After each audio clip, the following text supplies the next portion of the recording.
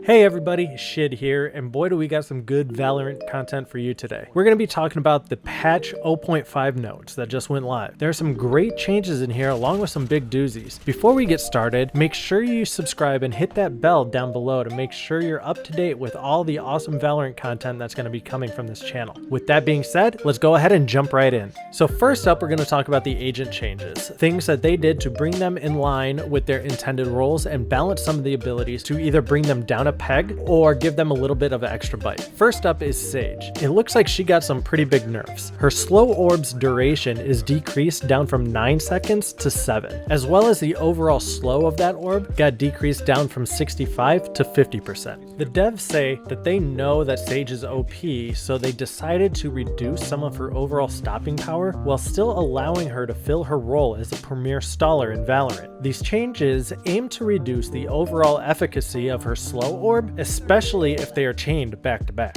They also made some similar changes to Cypher. His cage no longer slows, but it still does make an audio cue when someone enters it. His spy cam, if destroyed, has its cooldown upped from 30 to 45 seconds. They feel that he is supposed to be played as a premier sentinel and gathering information while your teammates are picking people off, but that he was encroaching a little bit too much on Sage's territory by being able to stall the entire team. They wanted to make it to where a well-coordinated team can still push on him. On the other hand, if you're an Omen player, you're going to notice some pretty nice buffs to your favorite agent. His dark cover smoke now lasts an extra 3 seconds for a total of 15 up from 12, and the projectile of that smoke actually moves quicker now, so you can get them placed faster. Although this does come with a little bit of a price, as the cooldown of that is now up by 5 seconds. These changes were made as the devs felt that Omen was not up to snuff when it comes to Brimstone's utility in high competitive play as the go-to controller.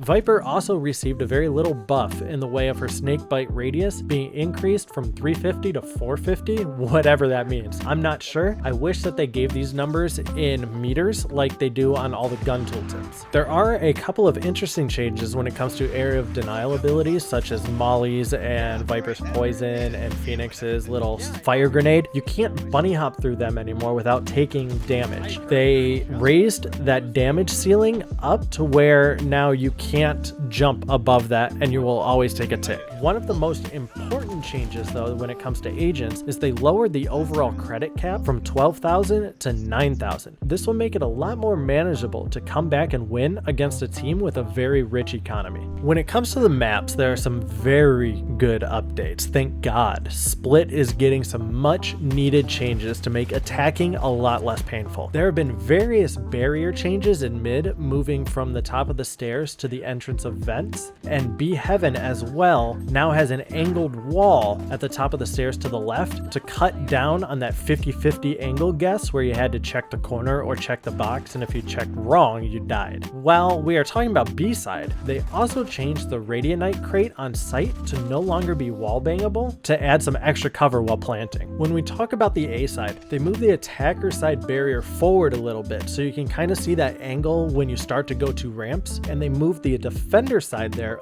back a bit to give you a little bit more time. All around, I feel like these changes are a great change of pace when it comes to playing attacker side on Split. When it comes to the UI, they also did some changes to the overall look and feel of the menus, as well as the agent select screen and a couple other things along the way. I personally am not a fan of the new agent portraits, as I feel they do not align well with the overall art direction of the rest of the game. On the other hand though, there are some really good reworks when it comes to the ping system, as well as changes to the minimap, such as colorizing your own portrait to make it easier to spot when you quickly glance up at the minimap. Also, if you are a hold to aim down sight player, you will now realize that when you're playing, that the default is set to toggle. So make sure you change that before you're caught off guard in a firefight and you're stuck at ADSing and you need to actually get out. There are numerous bug fixes when it comes to this patch, but there's one that I want to talk about specifically. Apparently, the ability to see what enemy on your minimap map has the spike is a bug